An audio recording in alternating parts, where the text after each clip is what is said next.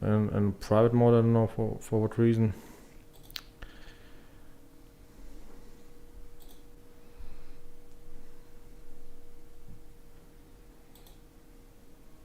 All right, public. You're on Facebook as well, right? Yeah. Is it possible to tag you here as well? Yes. Yeah. Sergio and Juan.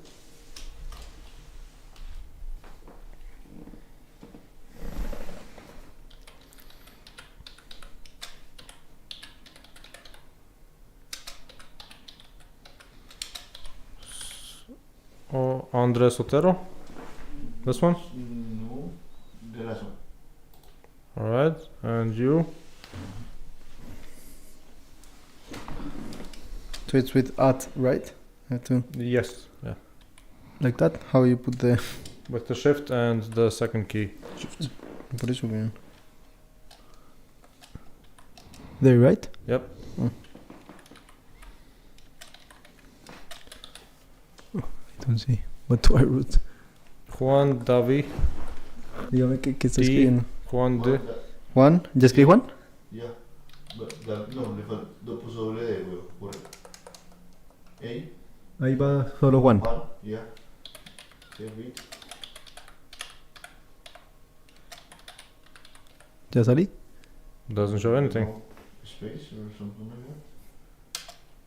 No. Or maybe you should write it together. Maybe. ¿Cómo lo está escribiendo usted? Sí. Don't you put like the tag?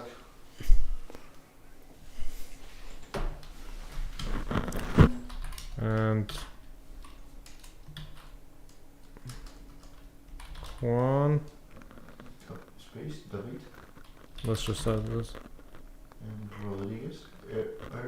R-O-D-R-E-G-U. Which one is it? Right. None of those? There's a lot. So write the whole thing and then A, R, A. That one. The second one. The one with a picture. This one? No, the second one. So this one? Yeah. Okay. Tengo fotos en Facebook. R2. Your first picture in Facebook, that's nice. Yeah? Your first picture in Facebook. No, antes tenía. Pero las borré. Mm-hmm. All Scouting right. Seems pretty fine. Okay. Let's then start with the usual question. What brings you to Latvia? What are your impressions so far? Well, we were looking to get to know the eastern part of Europe, and we were looking for flights or things to go, and we saw Riga was a nice decision through the Ryanair. We don't have too many ideas about Riga, and we decided to take a chance in the city. That is my part, I don't know. Yeah, last time we were talking about going to new places, and I think this city specifically, it's not like a common like destination for Colombians. So we were like, okay, let's go, let's have an adventure, for instance. So yeah, we decided to go this side of the continent, and we end up in Riga also because we come from Munich, and well, there's a direct flight. So From Munich? no, from Memmingen actually. It's like West Munich, Mm-hmm. so it's like 1 hour away. So yeah, that's also the reason why. And so, what are your impressions so far? Oof, really cold. We are not used to this kind of coldness. Well, so in Germany is also not that hot. Well, it's actually really cold compared even to Munich. Munich it's a really cold city, but here it's quite colder. But it's amazing. I really like. We did a free walking tour through the old city, and it was really nice. I really like the architecture. We were discussing this earlier. It's like this mixture of a lot of styles, but like with a clear concept, and it's so nice. I really liked it. I was also impressed, like the damages to the Second World War. You can see like the holes in the walls. Also, as Juan said, like the different buildings, because one is like really old, then a new one, an old one, a new one. It's kind of amazing, and they're beautiful. But the combination is a really good contrast of it. Also, we went to the central market. We had really high hopes because there was like a really big food court over there. But when we arrived, we only see like 4 to 5 restaurants open. I wanted to ask you why there are so many restaurants closed in the food court of the central market. Why they are closed? Yeah. I would guess because of COVID restrictions. Mm. That would be my guess, because I know a lot of hospitality businesses have closed during these 2 years, and I think also a lot of restaurants, simply because they introduced different legislations, right? And yeah, they haven't stopped. And that's another thing I wanted to ask you. But before that, I wanted to ask you. So what are you guys studying? So actually, we're like in our exchange year. So in Colombia, I study economics and engineering. So yeah, Wait, so do you study them both together? yeah, it's a double. It's How two does degrees. that work? Well, it's two different. Like in Colombia, it's really easy because there's a lot of classes you can see like complementary, really. So it's really easy to just go with two bachelors. You're also doing two, so it's not complicated. Well, it takes a couple like one year more, 1 year and a half more. Okay. So then you end up with two different Two degrees, degrees. two different. Yeah, actually, it's quite nice because you have like a better panorama of things. What's the preference for having an engineering and an economics degree at the same time? Well, for me, it was more like loving to understand things, and I think that's why I started studying economics. I like to understand things, and part of Dude, economists don't understand anything. no, yeah, like you do, like not theoretically, like economics is not the best way to understand things, but it's a better way to understand a lot of. Have you ever heard of the saying, when something being said is totally ridiculous, the person replying says, well, to believe that either you have to be totally stupid or an economist. I agree with that. Yeah, well, I study economics. He studies like the same engineering, but another one. So actually, I'm industrial engineering. He's industrial engineering and Biomedical engineering. biomedical engineering. So What would be the main difference between medical? And industrial engineering. Well, industrial engineering is focused more in accounting and like logistic stuff. Mm-hmm. More like focused like to have like an entrepreneur or like in a company, like in a accountant job. Okay. And biomedical engineering is more like between the next, like the link between medical doctors, all the medical things, Yeah. and more like engineering stuff, like process of imaging, like the resonance thing, the MRI, all the stuff. Mm-hmm. Also biotissues, also like optimizations in hospitals. It's kind of like engineering to medicine. They are quite difficult. Specifically to medical appliances, or in generally practicing medicine? No, to medical appliance. We only have like almost 3 courses of anatomy and physiology, Mm-hmm. but our main focus is more like engineering, more data-driven stuff, more machine learning stuff, Mm-hmm. or more like biology stuff, more lab work for researching, maybe work in a pharmacological stuff. Mm-hmm.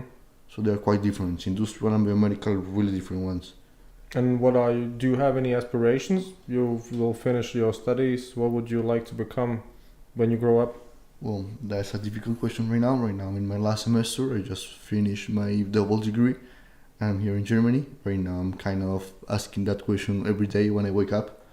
I'm not quite sure what I want to do, but I have like a clear aim.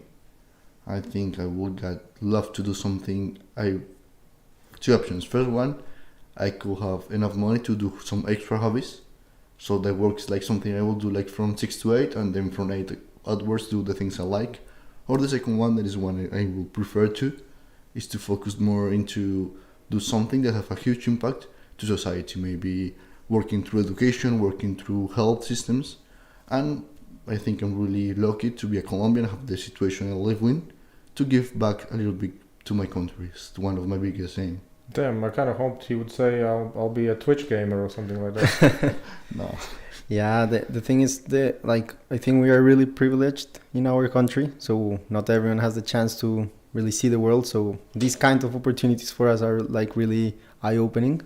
So you really notice like people here live quite well compared to the people back in Colombia. So then you really say, okay, I want my country to be better. And well, even if you can give a little bit back to your country, it's quite well. And also like the focus of our university is that like you are preparing professionals to change the country. Sadly, most of them decided to go out of the country or decide just to go to a big corporation and just stay there their whole life, so don't really make any change. But well, there's some of us that really think there is a huge gap between what we can do and what is actually happening. So I think it's also a really nice opportunity also for a lot of people. Colombia, it's a huge market. Again, there's a huge risk, of course, but there's so much potential in such a big country, because usually people don't understand how big Colombia is. We are 50 million people, so, and I don't know, like 90% of them aren't really living well. So it's I thought Colombia is one of the better countries off comparatively in South America. I thought when the humanitarian crisis in Venezuela erupted, I thought a lot of people emigrated to Colombia.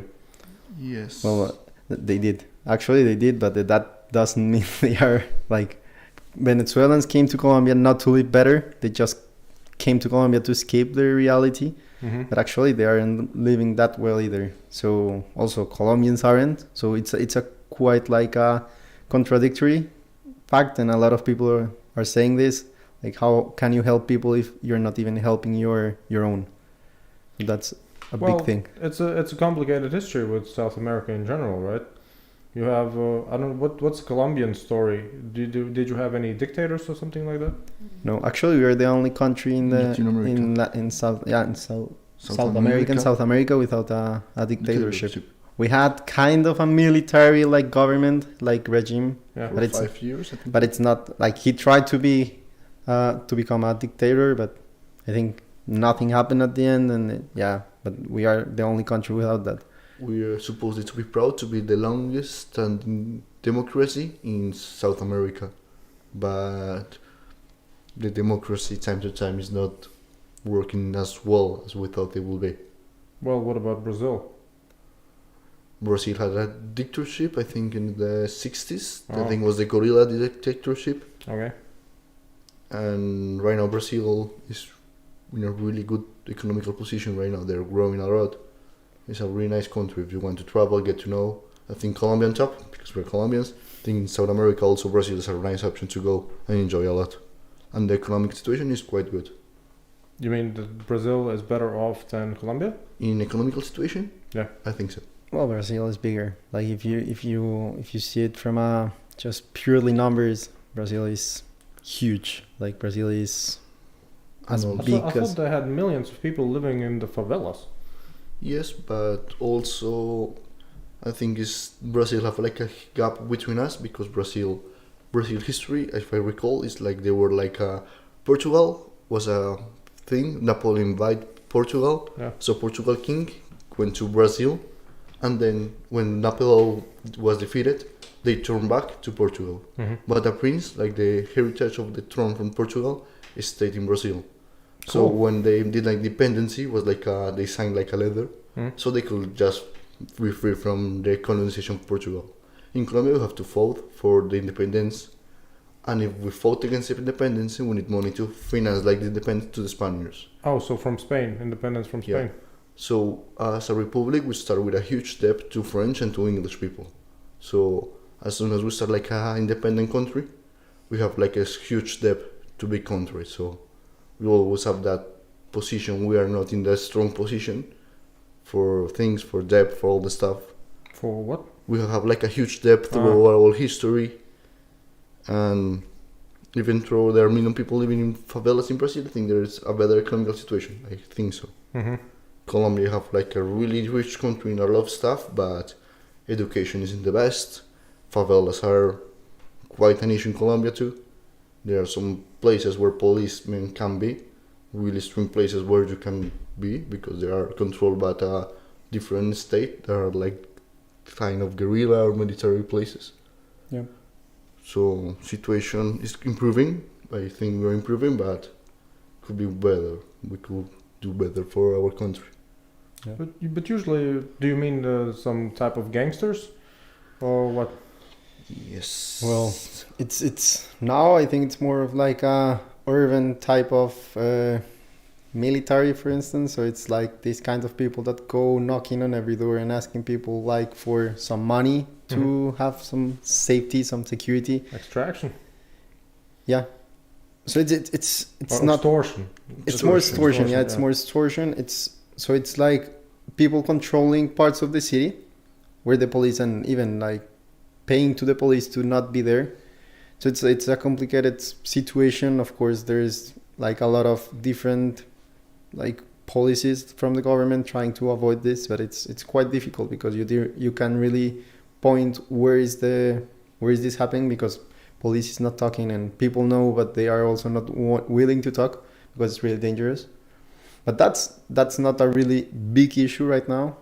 I think there's other issues, for example, education, health, other type of issues. This violence thing is not as big as it was before. For sure, if you see the numbers, last 2 years, I think was one of the years with most social leaders killed. What? Social leaders. Social leaders. So, for example, people fighting for equality, for indigenous rights, for education. So a lot of these social leaders killed. I know. By whom? That's the real question. No one knows. And of course, a lot of people like guess it's even the same. The Americans.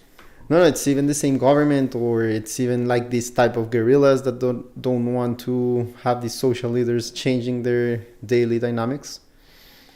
Maybe, but technically it doesn't really bother them, right? It's not the same issue. If you would be a drug lord, for instance, you wouldn't be worried about somebody wanting to educate the public, right? Yeah. You would still have plenty of market share. Yeah, but the thing with this, for example, in 2019, the like protests were so big in Colombia, like the city were collapsed. So even like you had Last year? no 2019. The Ah. 21 of November. For example, 2019, we were trying to go to university and you really couldn't because It's a all huge the strike. streets were blocked. It was quite dangerous to go outside. So this type of dynamics, like even the government or this type of people want to avoid them because it's totally not destroying but stopping the economy some days. So it's like, okay, 2 days or 1 week without the economy running, it's a lot of money for some people. I would imagine that Central America, Colombia, maybe Venezuela, and the periphery would just have a black market, just an economy that's not really official or legal. Well, I think we have like a really formal works all the time. People that I think one of the biggest problems with states is that they don't receive like no acaparan bien los recursos, como no por los impuestos no los cogen bien. yeah, they have a really like taxation problem, so they are not really like getting taxes from the workforce, for example, because there is like the only like really black market we have really big is the workforce black market. So a lot of people are working without really working conditions. So they are earning half of what they should have, and that's a big problem because they aren't paying taxes at the end. And also all years you have the same like question, okay, what should be our minimum wage in Colombia? And if you lower the minimum wage, okay, more people could go for the legal like way of doing it. But then if you lower it a lot, people would be living worse. But then from an economic point of view, you really don't want to have a really big minimum wage in a country that it's not strong, because then prices rise and then people are more poor in 2 weeks because now everyone has more money to spend. So it's quite a difficult decision. This year, for example, they increased like 10%, I think, the minimum wage. It was quite a rise, and a lot of people are like commenting, okay, it was a political move because a lot of protests, so COVID and everything. But then a lot of people got fired. Like literally, they said minimum wage, it's higher. Business people said, okay, we have to fire 30% of our workforce because we don't have the money to finance this. And probably they work illegally most of the time. Yeah, so that's like the real black market now, like products and this type of stuff. Okay, you always have drugs problems, but it's the drug problem is a huge thing in Colombia. We can deny that. And also, I think gangsters will like to kill social leaders because when the state can have like presence in the different places around the country. Colombia is a huge country, but all the cities in Colombia are in the Cordillera. But there are a lot of places in Colombia where you can go by car. You have to take like 3 boats to get to those places. So social leaders usually fight for giving a school there or building like a road. And if people start going to these places that are really beautiful, I think one of the most beautiful places I've ever seen in Colombia, they're really far away. If people start going there, I think drug lords wouldn't have like so easy to do the drug dealing stuff. So that is, I think, also the way drug leaders try to control and don't let the country advance in a good way. Because if the country is connected, for example, Colombia doesn't have trains. Colombia, we don't have trains to go to anywhere. So if we were more connected, maybe we could have a better distribution of powers and a better like management of the whole country. Colombia is huge, but the power of the state doesn't cover the whole country, my point of view. I think you're right. Like putting those places on the spotlight is basically saying, okay, we exist, and basically the government is like not denying the existence of these like little towns, but just ignoring them. So when you put them on the spotlight, you're saying, okay, we exist, but we have this problem, drug problem, for example, prostitution problem. So when you put these little towns on the spotlight, the government will know, okay, maybe we didn't know they had this problem, but this social leader is fighting for this. So that's when someone else comes to kill them and say like, yeah, you're not on the spotlight anymore. Couldn't be there any chance to have a win-win situation? Let's say in a fairy tale scenario, the world is your playground. Wouldn't it be possible to just have a legal market for the cocoa?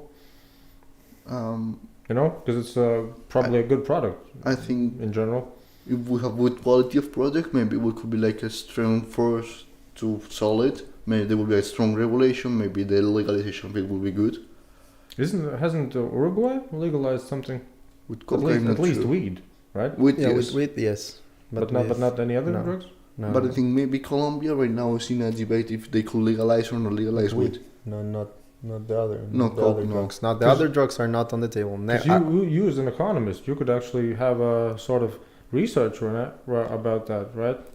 How it would actually impact the economy to have a legal market. Sure. It used to be legal. Let's be honest. I mean, 100 years ago, you could buy cocaine and heroin in the apothecary, right? It's in a pharmacy. It's the same. Like indigenous people have the rights to like chew this type of like leaves. Only the indigenous. Yeah, now I think the country. You can plant coke, for example. My grandmother has Should I ask you off air if you have some leaves with you? No. But if it's really good, my grandmother used to have a lot of coke tea because we are a really high country. For example, our main city is 2,600 meters above sea level. So when you go to a such high altitude, you get like high altitude disease. So you have to drink coke tea, and you will feel better. It's a stimulant, right? Yep.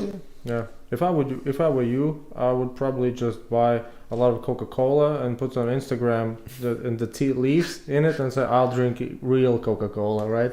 And I'd have that type of Instagram stories. I think that's legal, and then like the legal part is processing the leaf, so it's like not legal that part, and it's like the same debate. Like it's the same debate, for example, with if you can legalize organs. For example, it's organs. Yeah, like an organ market. Have you heard? Yeah, but there is an organ market. It's just really very small, right? Because you can, at least in Europe, you can sign up to be an organ donor. Yeah, but that's different. Like it's not legal to say like sell it. Yeah, like if you want. I don't know how it works though. I don't really know because I think in Europe, if they have a shortage of hearts, I think the rich people get it. I'm just guessing, right? Well, I have been working with a Colombian thing for transplants, and the system is like they have like a segment, like they have some waiting list. Yeah. And depend of like luck and sometimes of your heart condition, like if you are the more compatible person to receive that kind of kidney, you will receive it. So I don't think it's a market. I think it's like more a waiting list. All right, but then there should be a black market for it. For sure. There's if I would be a billionaire in Zurich and I need some kidneys ASAP, right? I wouldn't wait on the waiting list. Yeah, sure. And there is a black market. Cut up some Asians or whatever. Yeah, you can always go to party and like wake up in a tube full of ice without a message. But here's the thing. It's also, even though it's banal in a sense, but it's still sort of an economic market either way, because you would find people, if you talk about kidneys for instance, you would find people that would sell at least one kidney for the right price, meaning if you could purchase it for an amount that would allow that person to never work again in their lives, They will do it. yeah. No, there is a market, and there is a lot of studies on economics that you can search on internet. It's like supporting the fact that maybe it's better to just legalize this, because Not ignore it, yeah. the legal market is huge, but then there is like these dark incentives that always arise when you have this type of markets, and that's the part where they, like governments, and don't want to get inside, because there's incentives you can really control. So it's a really hard situation. I think it's the same situation with legalizing other drugs, not weed. What about alcohol in Colombia? It's legal, right? Yeah, completely. Huge consumer of alcohol. So yeah, there you have it. That's an example, right? It can be regulated, and still, even though it's legal, some people just like to have it on their own, right, without any stores and taxes. So. Well, there's always this other part of the country that only thinks they don't legalize other drugs because there's a huge like money spent on the war against drugs. So that's a big part. A lot of people say, okay, why don't legalize it? It's just because of war, and the war, like it's money that war moves is always really big. I don't know, like I don't really think it's either one. I think it's just because they are not pushing it too hard. And I think it's there. We have other problems. I think drug lords would just find another way to just do bad, because it's not only drugs right now. It's also, for example, human Trafficking. Human trafficking, for example. Here's the thing about human trafficking. If you mentioned prostitution, for instance, I would guess there will be a lot of women in Colombia that would like to go to North America, for instance, right? So the fact that somebody would help her to get to North America, in most cases, would be considered human trafficking, which is a little bit ridiculous. It's difficult. That there's a lot of regulations in the world. If you take away their passports, right, and force them to do things that they don't want to, yeah, all right, that's a bit different. But I know that in many cases, it's just a mere fact that you are helping them to cross the borders. Right, which is, yeah, that seems ridiculous. Yeah, no, it's a difficult issue always. Like also dealing with these people, they are also quite dangerous most of the time. Drug lords? Yeah. Yeah, really. I would imagine they are by now, or in their, I don't know, second or third generation, probably wealthy, spoiled brats. But they have to have like some type of control, and one of the biggest way of having control is fear. I don't know, but it's the time of social media. I mean, if you are, let's say you are a drug kingpin, right? You have all this money, you have all this influence, but you see that actually the attention is going to Dan Bilzerian or anybody else on Instagram, right? You just want to be a part of it most of the time. It's human psychology. Of course, that happened with, for example, Pablo Escobar. He was consumed with power. He even tried to go for presidency. He was a senator. He was part of the political life in Colombia. He was parliament part. People elect him. He even built some neighborhoods in Medellin, for example. So there's a neighborhood called Pablo Escobar. All right. He built it. So and they didn't do anything with this. That guy, I don't know how many people he affected, and it was like it's there, and they only want power. But the thing is now, I think that's the main difference between the ones before and the ones now. They don't want they don't want that kind of attention.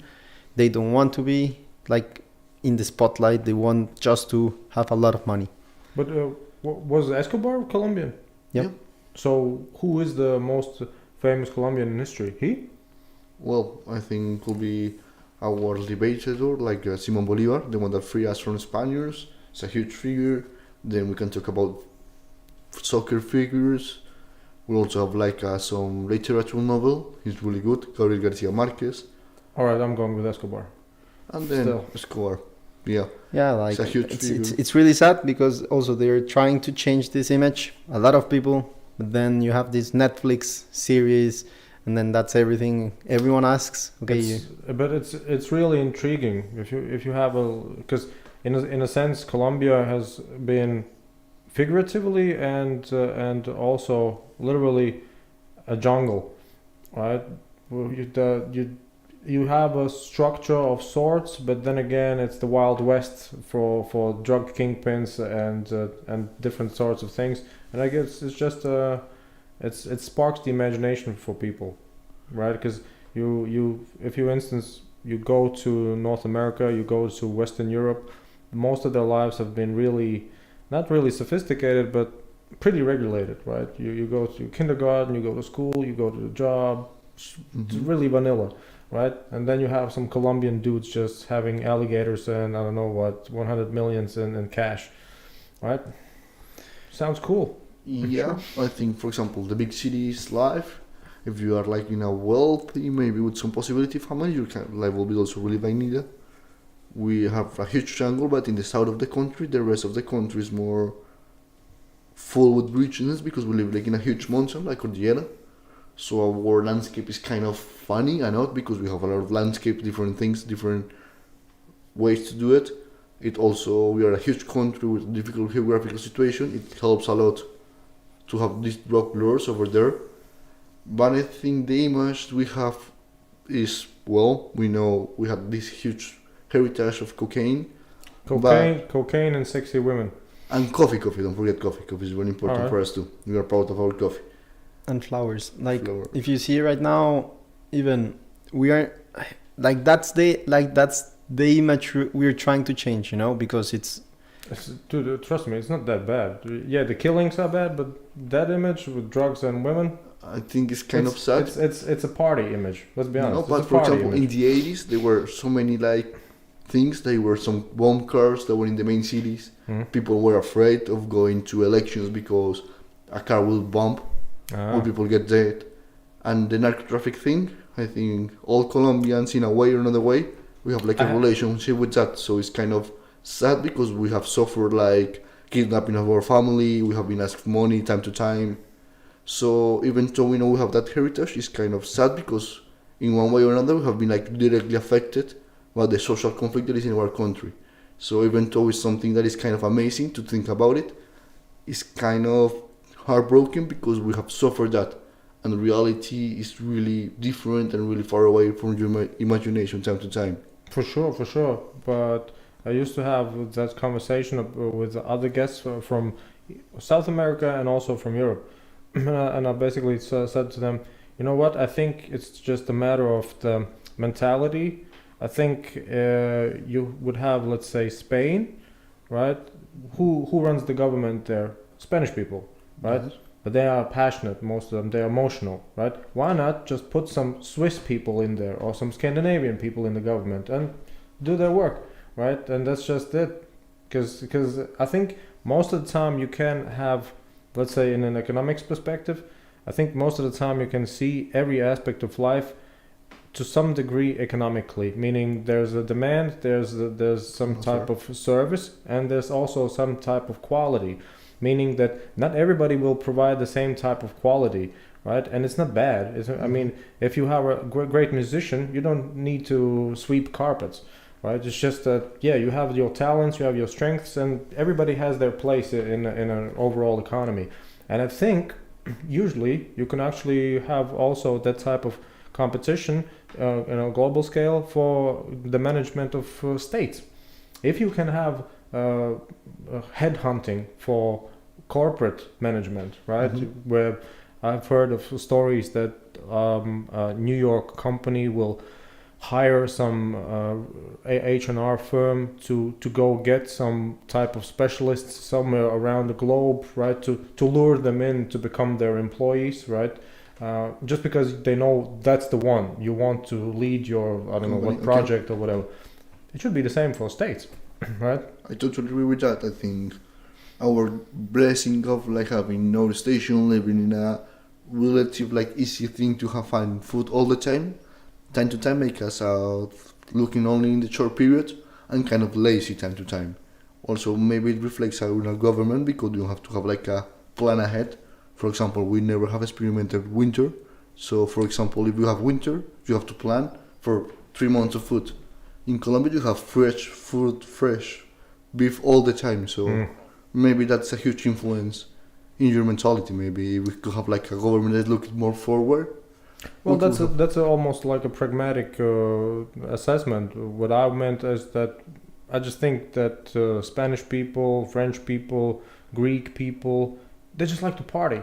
They are party people, Yeah, right? we are They want also- to be social. They want to hang with their friends, right? And it's not bad. I mean, it's totally not bad. It's just that go have fun, go have fun. Let the Swiss dude do it. Okay. Right? Let's put some Swedish people to manage the whole company. Because Sweden, they are, I guess, the most socialistic in a good sense, right? They have high taxes, they have a big distribution of the wealth, meaning that you could be technically poor in Swedish terms, but in general you are pretty well off on a global scale, and that's because they don't have the same perception of that wealth management, of that status, of the ego, right? They're just, I guess, more relaxed about those things. Yeah, no, it's but I think it's hard also because the situation is quite different. So coming from South America, for example, you can't really compare, not by size, not by natural resources, not by, for example, the culture of the country. That's why usually you don't have people from other places in the country, because like they say the cultural part is quite important.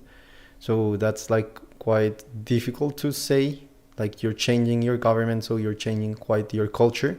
Yes. So what do you have left from your country? But the part of the culture that has to do with those boring tasks of managing, directing, because nobody, at least in their right minds, nobody wants to rule over other people just for the sake of ruling over other people. It's a matter of how do we actually coexist together to have the best for both of us, right? And if nothing gets done, then everybody is up for themselves, and who has the bigger guns usually wins, right? And nobody really wants that.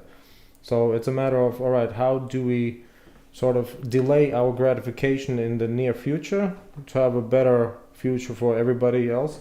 So I really think that's it's a matter of culture also, but also just sort of I guess the heritage, because you were born in Colombia, right? So starting day one, you inherited some type of seeing the world, right? Yes. And now you say you are traveling around the world to see more of it, right? But imagine if you wouldn't travel. Imagine if you would stay in Colombia, just put. You would have only seen only that thing, right?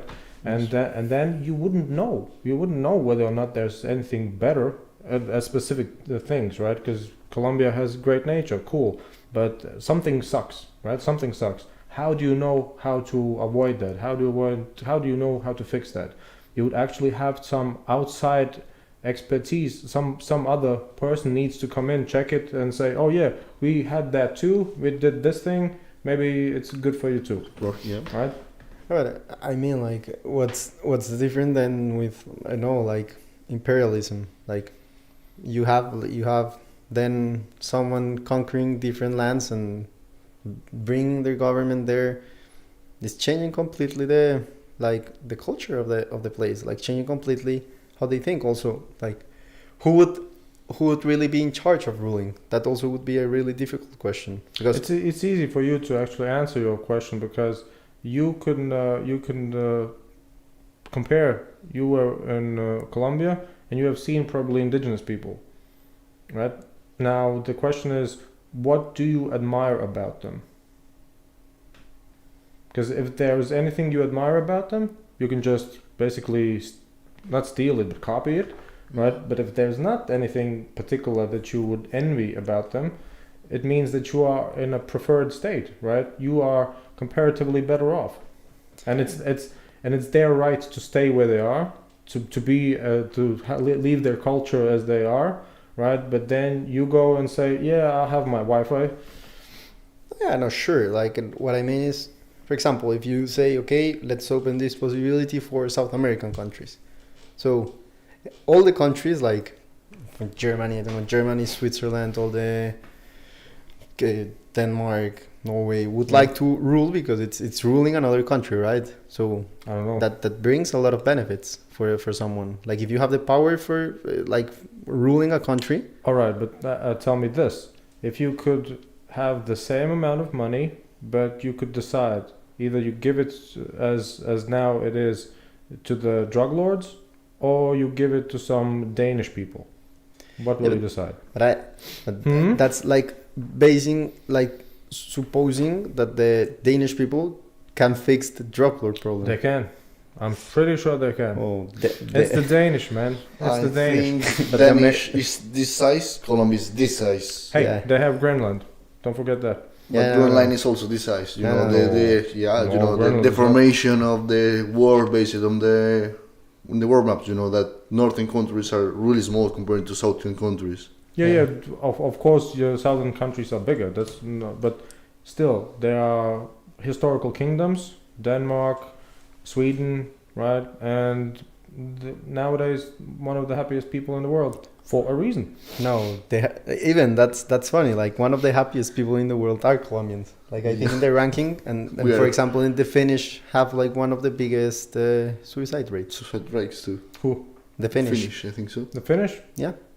As well as Slovenians. And we were in Slovenia last week, and they told us to. Well, I don't know what would be. Oh, I guess it's per 100,000 people, right? The statistic. Yeah. The rate, yeah, sure. But also, like, if it's high, it's something not working there. Also, because it might be also something technical, because I've heard about Japan that they have partly the big suicide rate is because they have some type of regulation that if a murder or if a missing person cannot be found, or if a death cannot be attributed to something specific, they just rule it a suicide. Sure, no, but I mean, like, the thing is also these elements, like this. That's what we discuss a lot here.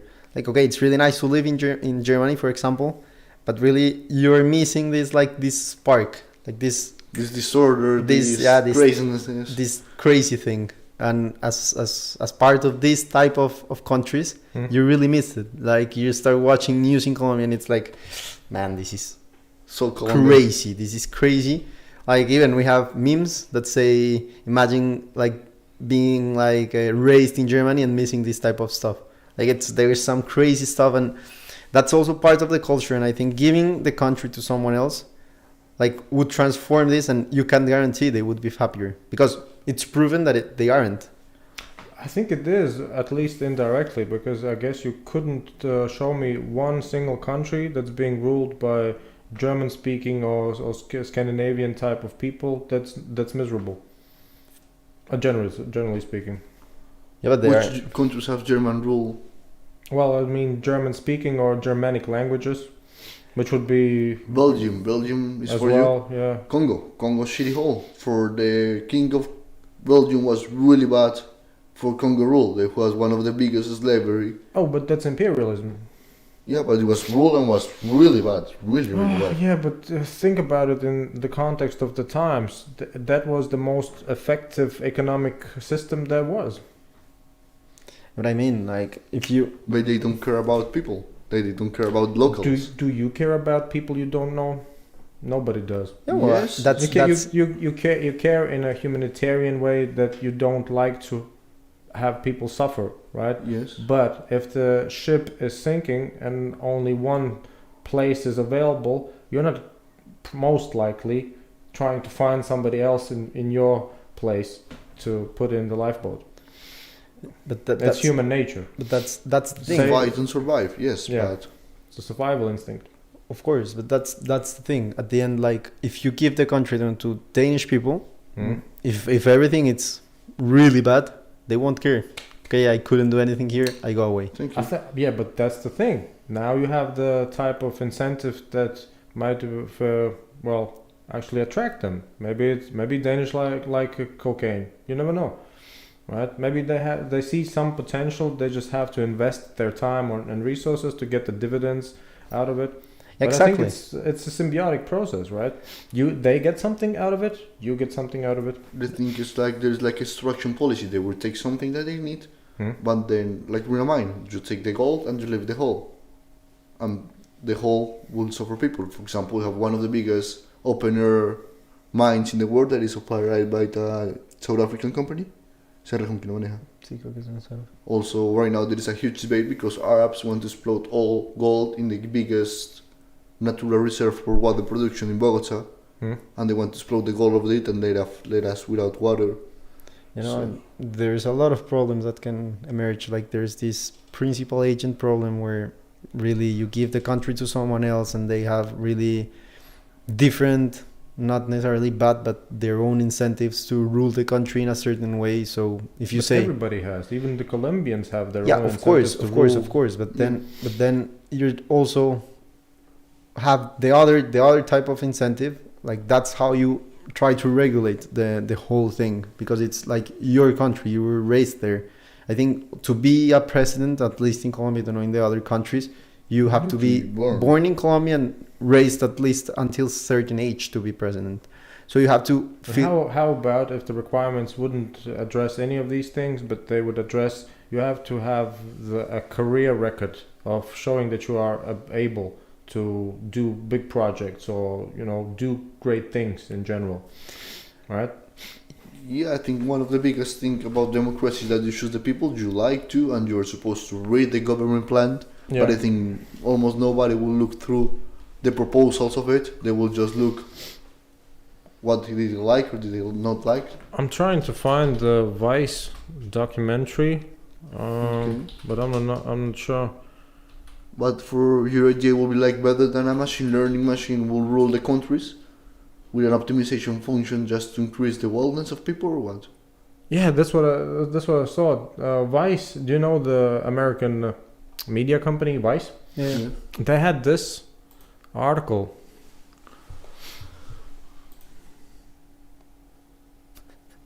See? Donkey fucking, yeah, that is kind of a thing in the coast of Colombia. Donkey fucking. Well, that is a strong tradition from the coast part of Colombia. Yeah, well, I didn't really understand it. Why? Because they showed some type of video clip. They asked people in some type of restaurant. They were just making jokes about it.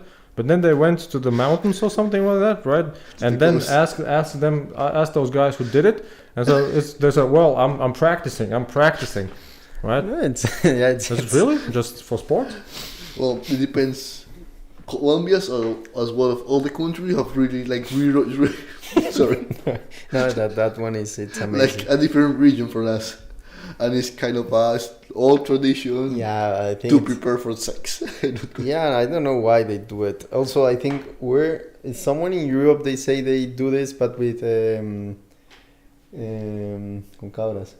Goats. In Sardinia, in Italy, they say like people from there do it with goats.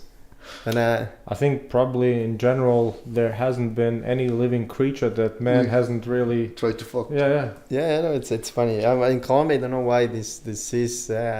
You always joke with your like coastal friends. You always say like, "Hey, you fucked Tu mama burra. You did a donkey when you were young, right?" And that's like your ritual for being really a coastal person. Like you're not a man if you don't do this. But I don't think they. I think the explanation is because like the height of the donkeys are like proper for you to be standing up or with a bank. Okay. And I think donkeys don't kick too much when they're like penetrating them. That's just, it's a lie. Of course, that doesn't happen. That was the thing they explained to me. Like, okay, we fuck donkeys because of their altitude and they don't care too much. That doesn't happen. It's so common. I don't have anyone that has. I don't know anyone that has fucked. Yeah, but who would admit it if they did? It's something of proud in the little towns. Oh, really? Sometimes yes, but I think it's just a joke. You can look for in YouTube videos and you can see like a little kid talking about that. about how he fucked a donkey. Now, here's your perfect example, because imagine if in general there are different topics where everybody is just a donkey lover, but they don't understand that's not the best way to do things, right? So you need those Swiss people who say, yeah, maybe try a goat, right? And then a Swedish person says, maybe don't do it with animals at all, right? And you say, not with animals at all. You crazy? Right? And then in one generation, 2 generations, you think, yeah, maybe we shouldn't do that with animals. Yeah, no, but that. There's a lot of problems with that. Also, I think that's also a big problem now for us young people trying to come to Europe. Like, we are as capable as a Swiss or as a Danish. You know, that's a big problem for us. If you as a Colombian try to go to Germany, usually they see, okay, this guy is Colombian, he's not as capable as a German. Usually we can be even better. Mm-hmm. But saying just, okay, we need Danish people to rule the government is saying, okay, we're not capable. And that's... No, look, there are many useful tasks that you don't want to do, or even if you could be doing them the best, you still would find something else that would be more beneficial to do. So you cannot do everything, right? You need to delegate, you need to cooperate, and it's a matter of finding the sort of best tasks, the most effective tasks for the most effective people, even though they might not be willing to do them at first, or so you have to incentivize them in any way. But it's just a matter of perspective, right? Because if you would have been born in a village of donkey lovers, right, and all you see is just donkey sex, right, you wouldn't know any better. But I have a question for you. You are Latvian, yeah? Have you been raised and born here? Latvia, yes. Latvia have been ruled by German, Polish, Swedish? Well, I was born in Russians, I think so? Or historically, yes. and you think that governments from abroad were better for the country, or you think like a self-government country is better for you, like in your opinion? Well, I think the Latvian situation is more complex in the sense that we don't have a history of ruling this territory. Okay. So it means if you haven't practiced government, it's no way that you will be good at it. Okay. Right? And in a world where you have a global communication and global channels, sometimes I would say it's best to admit your faults or shortcomings, Okay. and see whether or not you can improve upon them by yourself or with others. What Latvia did in the 90s and early 2000s, they admitted that they won't be able to do them themselves and tried to get into the European Union. Now people many times are saying it was a mistake, right? Because you gave up too much of your sovereignty, and you have the new generation that was born in a free country and could actually be participating more in the government and state particular matters. But you made that decision not a long time ago, 15 years ago basically, or now 18 years ago. 18 years ago to join the NATO and European Union, and so the generation afterwards doesn't really have a say in many things, right? Okay. So you don't have the wherewithal, you don't have the training for your next generation, because all they know since they were born, somebody else is thinking about it, somebody else is doing it, somebody is taking care of it, right? And they don't have that sense of, is it the best model, right? It's just the model you know. That's the only model you know. You were born in Latvia in 2004, you now are fully full of age, right? You don't know any better. You haven't been in a country that has a different system, and I don't think there's a real reason to have any state in a legal sense, because I think everybody is just a human born in a particular territory, in a climate, and why would you be chained to a territory because you were just born there? You didn't choose it. I agree. So I guess it's a matter of opinion nowadays, but probably in the future it will be a pretty good standard that you don't need any passport, because it used to be. We're citizens. It used to be the case, right? Mm-hmm. I mean, 100 years ago, for instance, from Latvia, I don't know about Colombia, but I know how many thousands of people from Latvia emigrated to Brazil because Brazil had the program of distributing land for free or for a little money. And so people just emigrated for a better future, made cities, villages, and yeah, established themselves there. And yeah, that's how it goes. And nobody really had to provide any documentation. You just went on the ship, got to Brazil, and then you are on your own most of the time. So it was for most of the human history that way, that you just were born somewhere, you were raised somewhere, you were educated somewhere, you got some skills somewhere, and then you see what you can do with them, whether it's in the place you were born or somewhere else. And yeah, I mean, I think everybody who lives in Latvia, if they would see 3-4 generations ago what their ancestors did, probably none of them were in this territory. Probably everybody was from either German territories, Scandinavian, Russian territories, because the migration was all around. This was a transit place. Okay. But the Baltics has always been a transit place between the east and the west. So I think historically you don't have any particular regional people here. I think everybody is just a mixture of different ethnicities mixed together. And at some point there was just some type of, let's say, revolution. Then they fixed the borders. Then they established some type of legal entity. Then they named it something, right? And now all of a sudden you are not just a human being, you are a particular citizen, right? Okay. Yeah, and then it gets messy because it seems to me many times that people who really cling to their nationalities, it's almost like a fanatic football team fan, right? As if that's some part of your identity as a human.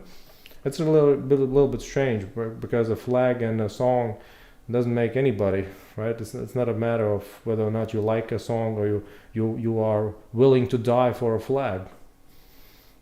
I think that the place you were raised, it like gives you like your perspective of the world, like the thing you think about the world and the way you are, your cosmovision. I don't think the word in English is that, cosmovision.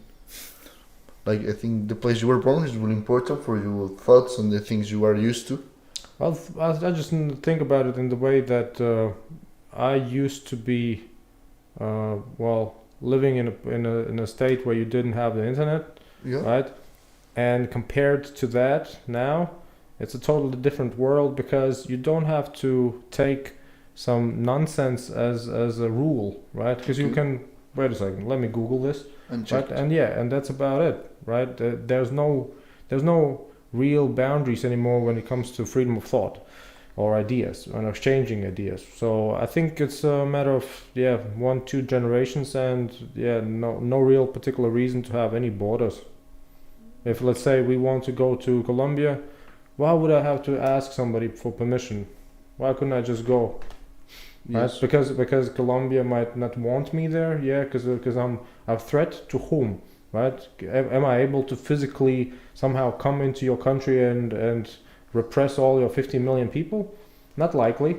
But the system that's now being put in place is more of a sense that, oh, you have a government, you have some clergy, and maybe I can threaten them, so they don't want some people coming in, right? Because maybe they will overthrow the government. The people wouldn't care if the Danish Vikings decided nowadays that they want to invade Colombia. It probably wouldn't affect any normal, usual citizen in Colombia. It would affect the current government, right? And so they don't want that, and so they establish rules that nobody can come in without our permission, right? And yeah, it's a boundary for a regular person, but it's meant to defend the status quo from maybe even better competition. See, because it's the same as having a monopoly or oligopoly, right? At some point you just become lazy. You don't have to compete. You don't have to prove yourself over and over again. You don't have to improve. You just make your boundaries, make your rules. Yeah, I can sit comfortably. I don't care about you anymore, right? But if you need to compete, if you need to prove yourself over and over again, you just make things better. Because it's the market, right? In a sense, people choose with their either wallets or ambitions or sympathies. So if you have to compete, I think it makes it better for everybody. that it could be like elections related. For example, you compete for the presidential thing, and you maybe are voted. There is no a huge competition, no huge offer, but there is an offer of different candidates and different thoughts.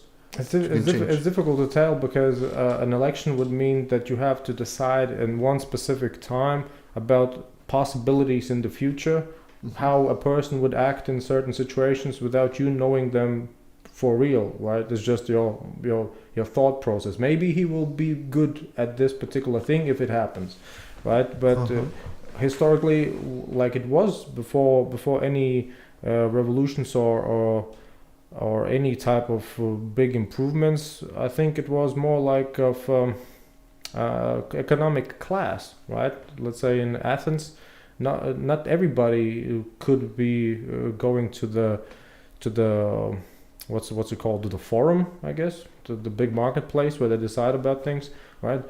You were eligible to do that if you had property, if you were economically sound, if you had proven yourself with your sophisticated work, or you had to establish yourself as a citizen, right?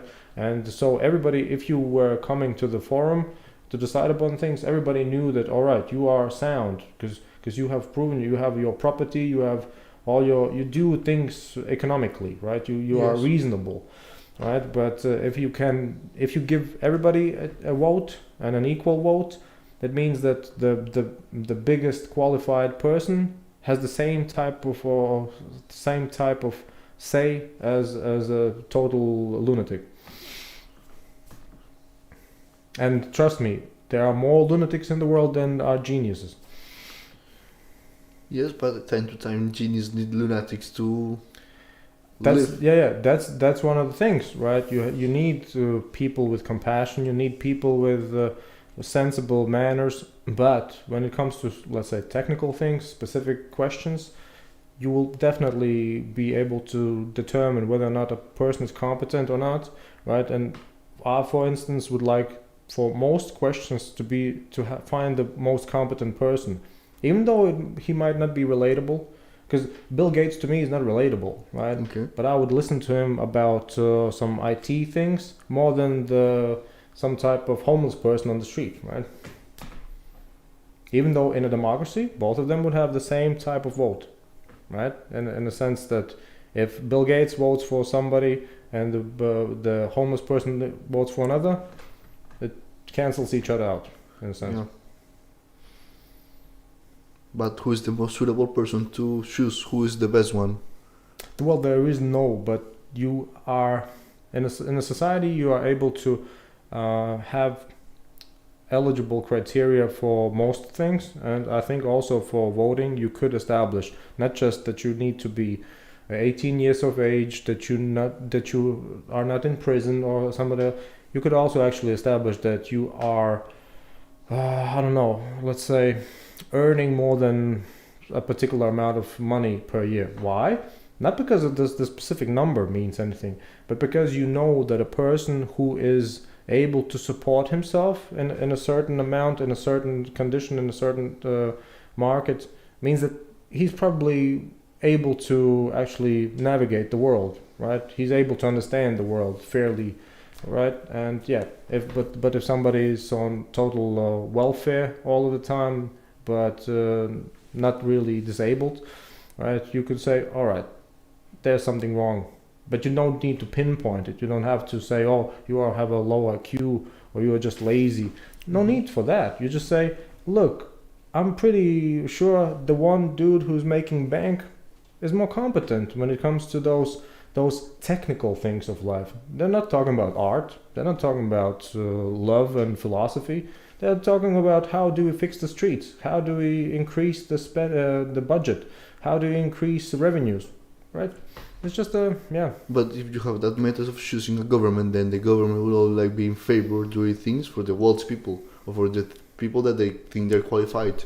There will be a government for the qualified people, and the people that are not in a strong position, they will not have any benefits. No, but it's called a meritocracy in the sense that you, as a able person, you are still living in the physical world. Meaning, if your neighbors are much more worse off than you, you run the risk of getting beaten physically. I mean, because you run the risk of getting robbed, for instance, right? Because they don't have the food, and you have a big mansion with a pool and a caviar, right? So you think about it, and in your self-interest, you think, how can I actually allow them to have a comfortable life, so they don't actually lynch me? But if you want to have the state cool, because that maybe that two guys that are your neighbors, it helps you that they are too poor, because the benefits that are supposed to be given to them are given to you, so you can continue in a strong position, and they continue to have like a worse position. Yeah, but that's only possible when you don't have a mechanism of responsibility. Because let's imagine a simple scenario in school, right?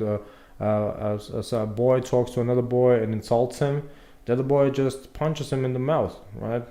That's Also about in it. school, like when you went to, like, you choose like the in school, ¿cómo se llama personero? Like this School representative. school representative, you choose that also here or not? So I guess maybe. For me, school representative is like a popularity contest, and the guy that is more popular almost all the time wins. So the popular people vote for that, and he wants to keep the status quo even though popular people are bullies. He will overlook that and just let them happen because they are the people. Yeah, but if you see how the system works, and you are sort of willing to beat him, right? You can apply the rules to yourself and get better at the same game.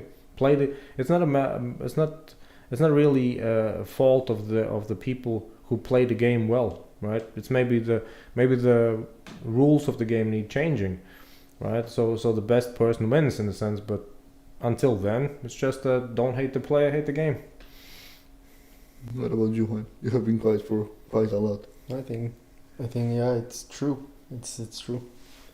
Yeah, play like a meritocratic, like kind of ruling. I think it's the best way to just say, okay, it's like the easiest way just to say, let's finish this and let's get things going. Because nowadays it seems to me that most effective countries and the most beneficial to big masses of people are the ones who are not at all democratic, like China, right? They in 40 years they improved their life considerably, Yeah. right? But they're not democratic. Same as in United Arab Emirates, for instance, right? Mhm. They are not really Democracy. democratic, right? Mhm. But they have plenty of tourism, plenty of westernization, plenty of capital growth, everything, right? Same with, I don't know, what in Europe, maybe Monaco, right? Small place, no real natural resources. Hey, but you have a monarchy, right? And so billionaires choose it as their residence because just one guy makes all the rules. And he's interested to stay busy, to stay rich himself. Mhm. And so he enacts those policies that actually benefit the rich people. So more and more rich people come to be there, right? So everybody who's there is just sort of winning, right? Nobody's the loser there in a sense. And yeah, I guess, well, technically you could say even Sweden is not a real democracy because they still have the monarchy. But yeah, they are more of a parliamentarian, I guess, system. But still, they have also their own very different rules in many respects. And you pay high taxes, but you have a safe environment, nice school system probably. Yeah. So yeah, nobody. Was Venezuela sort of an attempt to have a revolution in the government in South America? Yeah, but Venezuela had other problems, corruption and other type of problems. Like, Because Chavez wanted Venezuela to become rich, right? yeah, but the thing is with Chavez, he was ruling with oil money, with like petroleum money. So in a moment, the country was doing quite well. Mm-hmm. Then they switch off this petroleum income, and then the country went down, as it was expected. Because, of course, if you're playing with natural resources, they are limited, as petroleum is. Mhm. So, also because the price doesn't depend on the government; it depends on the market. So yeah, petroleum prices went down, the resources were getting scarce, and then you don't have the same money you had 20 years before. And you don't have any more money to say to your people, okay, we're doing a great job. Then the people notice, okay, we're living in a shithole. I remembered asking to ask you about what's your opinion about the whole COVID situation for the past 2 years. Oof. Well,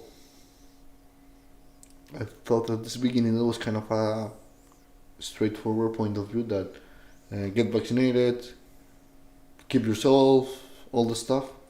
But as it develops time to time, you start asking like, it was the best decision. Would it do better? Would it be like better to just be infected or just, I don't know. I thought at the beginning it was quite easy, just be safe, vaccine, all the stuff. And right now I'm not sure what to think about it. I think when you start searching about stuff, you start asking yourself questions about like, Elon Musk just tweeted yesterday about why UNA has revealed like the quantity of deaths of this year. So I don't know. I thought I had like some clear point of view, but right now I'm not quite sure about it. Mm-hmm. Yeah, I think it's, I just can describe it with a word like uncertainty, like literally what he said. You don't really know what's gonna happen and what's going next. For example, in Germany, 2 weeks before I could go outside with 2 vaccines, so I got Janssen and I got 1 Pfizer, so that was supposedly boosted, and then they just changed the rule to the next day. Okay, you need a 3rd vaccine. Like, okay, you're changing everything now, and then you're pushing people not to do things because you're changing rules from one day to another. So it's really uncertainty, and I really just hope everything goes back to normal as soon as possible, at least with this new variant. A lot of people are getting infected, and then maybe we overcome this sooner than later, and then we can normalize things. I think eventually we just have to live with the thing while we are just doing normal stuff, as normal as you can get after 2 years being like repressed. But yeah, today even with the tour we had, the guy said to us, I think we didn't have any curfew here in Riga since the World War II. Yeah. So it's funny because you say, okay, it's not a war, but it's also making everything stop, and it's kind of a war, you don't know against who. What about you? I think it's the real fanatic in me would say that's for sure a conspiracy, right? Mm-hmm. The reasonable or the moderate one would say that's just the preview of how incompetent most of the politicians are. That they are not really thinkers or doers, that they are just sheep, and somebody above a state level is actually pushing the buttons and pulling the strings.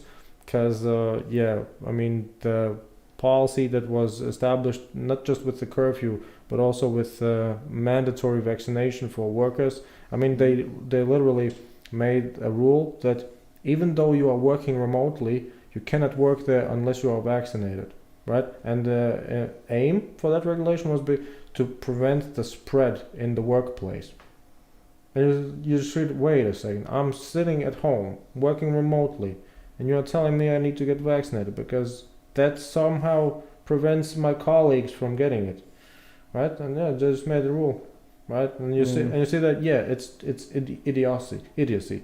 That's totally incompetency, idiocy, and it's not really it's not really sort of a well thought out plan for everybody, unless maybe Sweden, because I think Sweden from the very first day said it's nothing is mandatory, but we recommend it. We recommend different kinds of things. But yeah, last time I spoke with a Latvian who's living in Sweden, he said, yeah, it's pretty normal here. No masks, no mandatory vaccinations. Yeah, they just recommend it, right? They want you to be safe, right? But yeah, no, we are free. We are moving free as much as possible, right? And I think that's the best policy, because even though you have all the information of the world, you clearly see that not a big percentage of the population wants to actually get informed. They just want to be informed by somebody else, and then it's up to the informers about their sort of ethical standards. And I mean, the media showed more times than you can count that they are not reliable. They're like CNN with Trump, right? It's really biased. It's totally biased, and it's really difficult to actually comprehend that we could be in this situation in the 21st century, but we are. And yeah, that's for me personally. I want revenge. I mean, if I could get away with it, yeah, I would think of knocking some dudes' heads off in the government for sure. But guessing that I'm not getting away with it, the next best thing is to actually run for the next parliament ballot, and then we'll see. Because it's not really a principle about I need to definitely get in, right? I need to be a member of parliament. It's just that, what can I do? What's in my abilities? What can I do? What can I agree to do? And if it's not working out, at least I tried. But yeah, there's definitely been the point crossed that you cannot sit still anymore, right? You have to do something at least. What's in your your periphery, right? And yeah, that's what I'm looking forward to this year, to actually go with our political party to the election. And yeah, I mean, I want revenge, man. I really would like blood.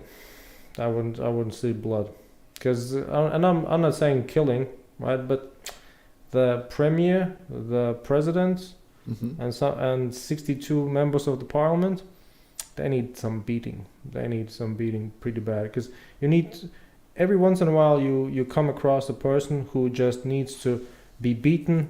You need to beat some sense into them, right? Even though I don't like any violence particularly, right? But sometimes it's maybe not the only option, but sometimes it's the most effective option to beat some sense into someone, right? And yeah, 62 members of parliament, the premier, well, the whole government, one premier, 13 ministers. And the president of the state, they need some thrashing. They need some physical. When are the elections? In October. Have you already started your campaign, all the stuff, or? Well, in 3 weeks there will be the party congress, and then. How's it called, your party? How's it called, your party? In English, it would be Law and Order. Okay. The name, because we founded it last year. And it was actually during the curfew, because once I found out about the curfew, I was just speechless. That was extreme to me, right? Yeah. I didn't even think about the possibility of having mandatory vaccination against COVID and all those things that followed. That made me even more aggressive and mad, right? But I was already mad enough with the curfew, because I said, does the virus spread Fridays after 10 p.m.? Yes. What's the logic here, right? And yeah, it's just really sometimes discouraging to see how compliant we are. Because I know in a general sense, it's good to be a compliant population, right? Because it means you have some order, some stability, you can predict things, you can plan for things. It's all good. Right, but if you have incompetent or negligent government or management, it just leads to disaster.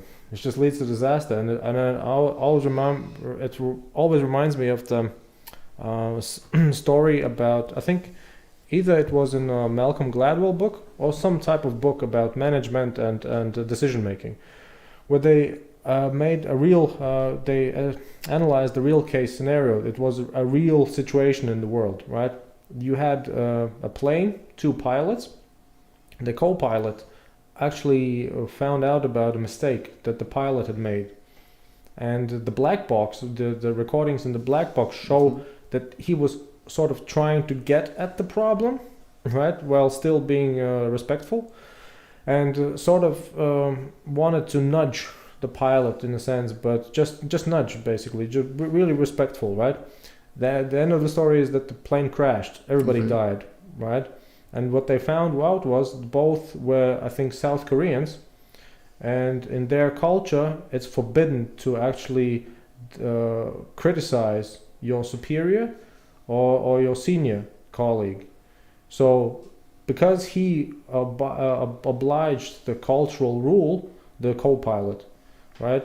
Everybody died, right? So nobody is the winner in that scenario. Mhm. But he followed his cultural tradition or a rule, right? Yeah, but everybody died. So every once in a while, there's a point in time and a point and a place where you need to decide: do I still follow the rules as I did, right? And yeah, in those extreme cases, nope. You either push him away, you get the, I don't know what's it called, the wheel, the steering instrument, and yeah, but there's still the hesitancy, right? Because you don't know how far you should go, because in an extreme case it would be anarchy, a nihilist, right? No rules apply, everybody's up for themselves. So that's the real risk, right? But yeah, once the curfew hit, and now they mandated with the vaccinations for many professions, Yeah. without any reasonable logic, medically speaking, right? And you see, no, this is totally too far. This it has nothing to do with the welfare of people, definitely not, right? But nobody's giving you the information. So what's the real motivation behind it? All you can think about is, all right, somebody either got paid by some outside manipulator, Mm-hmm. or maybe they are more interested in their career options, because let's say you are making your people suffer, right, in exchange for having a career abroad, I don't know, in Brussels, in maybe America, who knows, Yes. right? Because our premier is a double citizen, right? He's an American citizen. Ooh. Yeah, and our president, he's a Latvian citizen who was living most of the time in Germany, and So he they're and he's a Hebrew as well, Okay. right? So yeah, I mean, people are just asking, how could those people represent our nation's interests if they are not really from here? And it's a valid point. But they were born here in Latvia, or they were raised in, or No, the premier wasn't even born in Latvia, and the president was born in Latvia but emigrated during the childhood to Germany.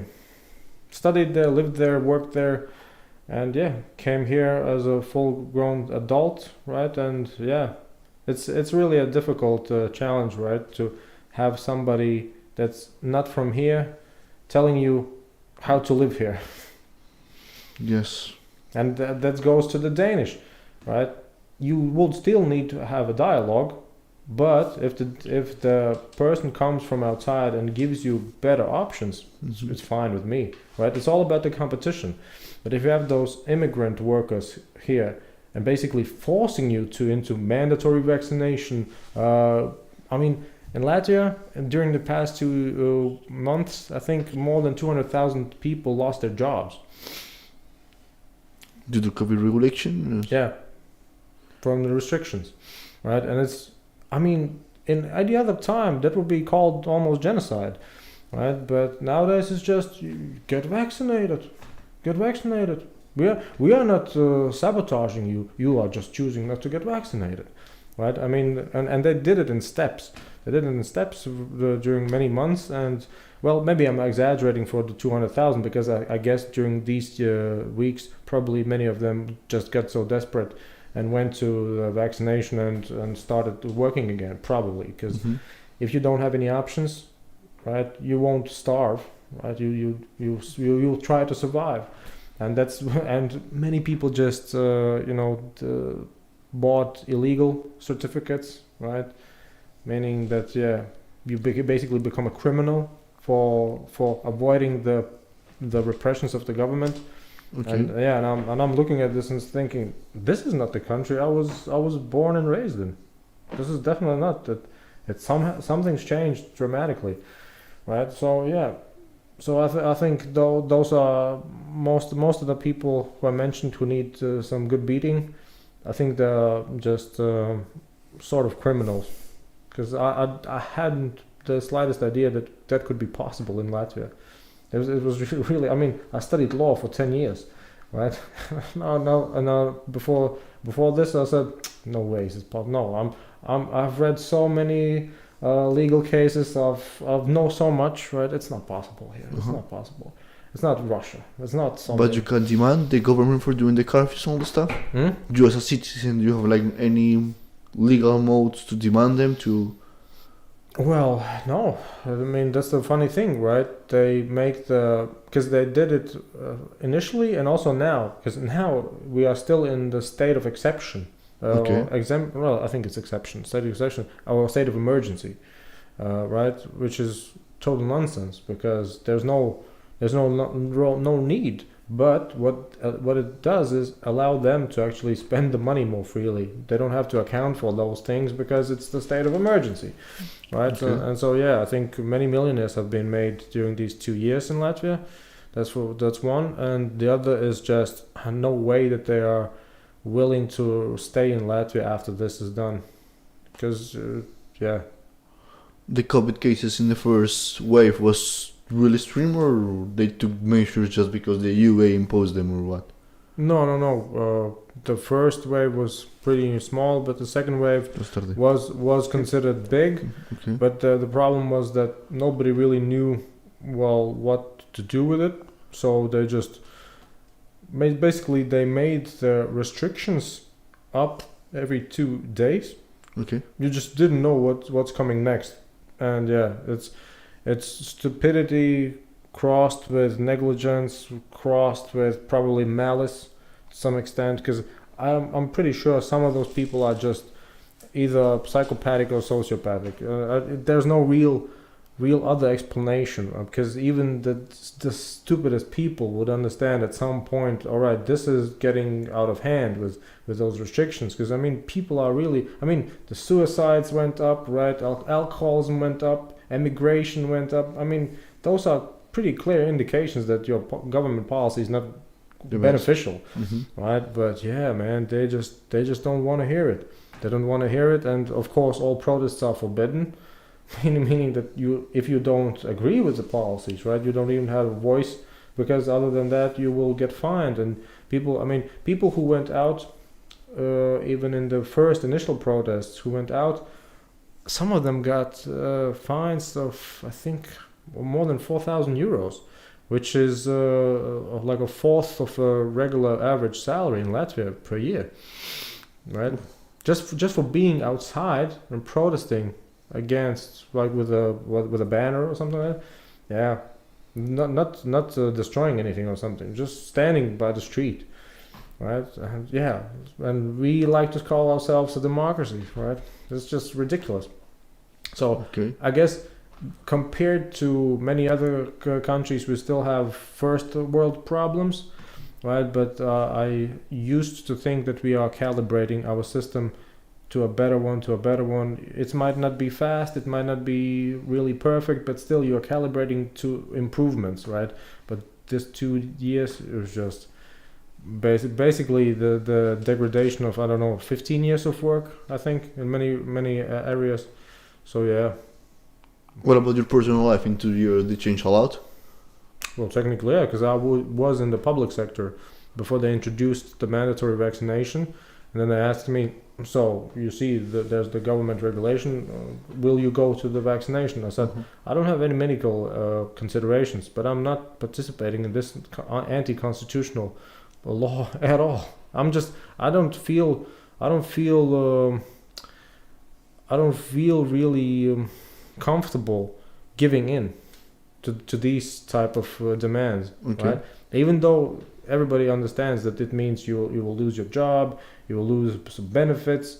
Now they wanted to introduce, I don't know if they introduced it, that if you want to go to the, what's it called, when you lose your job, you go to the agency where they give you the benefits, and you're unemployed, right? And you get the benefits, and then you can find a career somewhere else. they introduced that you won't get the benefits you're not vaccinated because you're not being vaccinated is your decision, so it's not really objective, right? Which is ridiculous in the sense that because you were working, for instance, as an office clerk, right? And now somebody tells you, well, you need to do this medical procedure to do the office work, and you say, well, how does it affect the work I'm doing?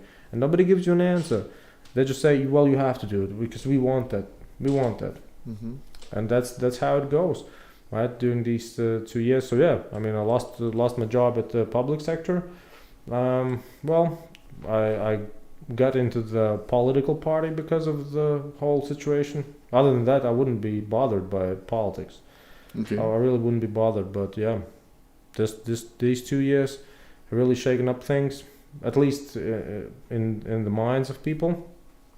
But yeah, if we don't win by a considerable margin this year, I'm definitely considering emigrating to Sweden. Okay. Because you talk to anybody who's living in Sweden, yes, the immigrants, somewhere it's a problem, yeah, but overall, no, it's a fine country, right? And yeah, they didn't have any of those crazy policies that we did.